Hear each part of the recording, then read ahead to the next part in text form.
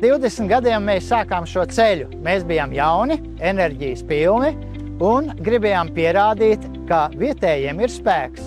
Tādēļ arī nodibinājām partiju Tukuma pilsētai un novadam, kura vairāk kā 20 gadus ir strādājusi Tukuma novada labā.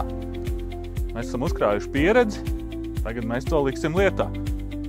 Investīcijas ir jāpiesaista, lai mums būtu darba vietas, pārtikušas ģimenes un ilgspējīgs novads. Un mūsu komanda to ir spējīga izdarīt. Novada attīstības plāniem nav jātop kabinetos, tiem ir jātop sarunās ar cilvēkiem. Pilsētas ielās, pagasta kultūras namos. Un visi lēmumi ir jāskaidro, un mēs to darīsim. Katrs sakārtots ceļš ir savienojams uz darbu, uz skolu, uz mājām.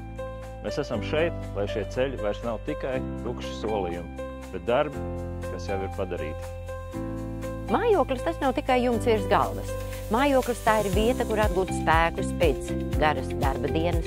Mājoklis tā ir vieta, kur justies droši, mierīgi, kur dibināt savu ģimeni un ļaut bērniem augt.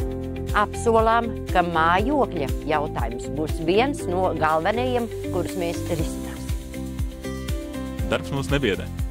Tas mūs motivē. Ar enerģiju, atdevi un cieņu pret katru novadnieku mēs strādāsim par Tukumu, kā paši sev.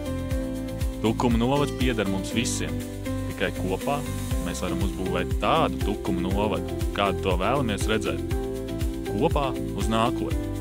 Apvienojam cilvēkus, apvienojam prātus, lai uzplaukst mūsu novads kā roze Latvijas dārzā.